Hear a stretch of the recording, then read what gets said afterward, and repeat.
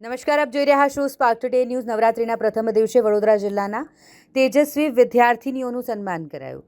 April 2025માં યોજાયેલી ધોરણ 8ની વાર્ષિક પરીક્ષામાં જિલ્લા અને તાલુકા કક્ષાએ ઉત્કૃષ્ટ પ્રદર્શન કરનાર વિદ્યાર્થીનીઓનું સન્માન કરવા માટેનું આયોજન વડોદરાના સાંસદ ડોક્ટર હેમાંગ જોશીના અધ્યક્ષસ્થાને આયોજિત સમારોહમાં 43 વિદ્યાર્થીનીઓને સન્માનિત કરવામાં આવી. વડોદરા જિલ્લા શિક્ષણ સમિતિ દ્વારા એક નવતર પહેલ કરવામાં આવી હતી. સાંસદ ડોક્ટર હેમાંગ જોશીના અધ્યક્ષસ્થાને અને જિલ્લા પંચાયત પ્રમુખ ગાયત્રીબા મેડાના વિશેષ ઉપસ્થિતિમાં સન્માન સમારોહ યોજાયો, જેમાં 8 તાલુકાની અને જિલ્લાની તેજસ્વી વિદ્યાર્થીઓનું પ્રોત્સાહન રકમ, મેડલ અને પ્રમાણપત્ર આપીને સન્માન કરવામાં આવ્યું.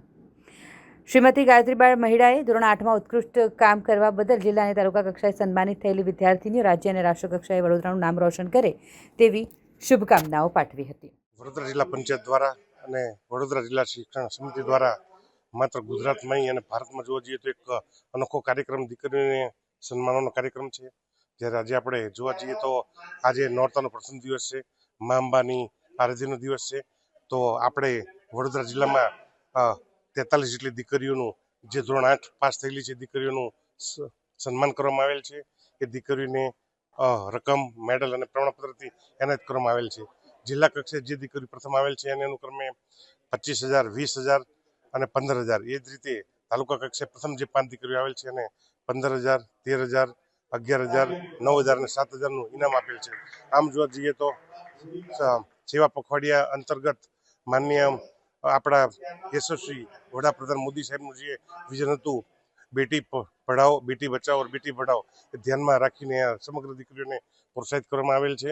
અને આ એક વડોદરા જિલ્લા પંચાયતે જે ખૂબ કામ કર્યું છે એ ખૂબ સરાહનીય લાયક છે અને આમ દીકરીઓને આગળ વધવામાં ખૂબ મદદરૂપ થશે. Thank you. સૌપ્રથમ તો આપના માધ્યમથી વડોદરાના તમામ નગરજનોને નવરાત્રિની હું હાર્દિક શુભેચ્છાઓ પાઠવું છું. માનનીય વડાપ્રધાન શ્રી નરેન્દ્રભાઈ મોદી સાહેબના જન્મદિવસ નિમિત્તે જે સેવા પખવાડિયું ચાલી રહ્યું છે એના ભાગરૂપે આજે જિલ્લા પંચાયત દ્વારા ખૂબ જ નવતર અભિગમ કેળવવામાં આવ્યો છે. જિલ્લા અને તાલુકા કક્ષાએ જેટલી પણ દીકરીઓ ઉત્તીર્ણ થઈ છે એ તમામને પુરસ્કૃત કરી અને એમને કોઈને કોઈ રાશિ આપી અને એમને પુરસ્કાર આપવામાં આવી રહ્યું છે. અને આ પહેલી વાર સમગ્ર ગુજરાતમાં કોઈ જિલ્લા પંચાયત દ્વારા આ પ્રકારનો ઇનિશિયેટિવ લેવામાં આવ્યો છે.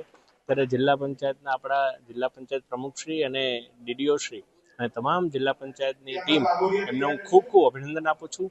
આ જ રીતે નારી સશક્તિકરણને આપણે જો વેગ આપીશું તો આદરણીય વડાપ્રધાનશ્રીનું જે વિકસિત ભારતનો સંકલ્પ છે એને સાકાર કરવામાં પણ બળ મળશે.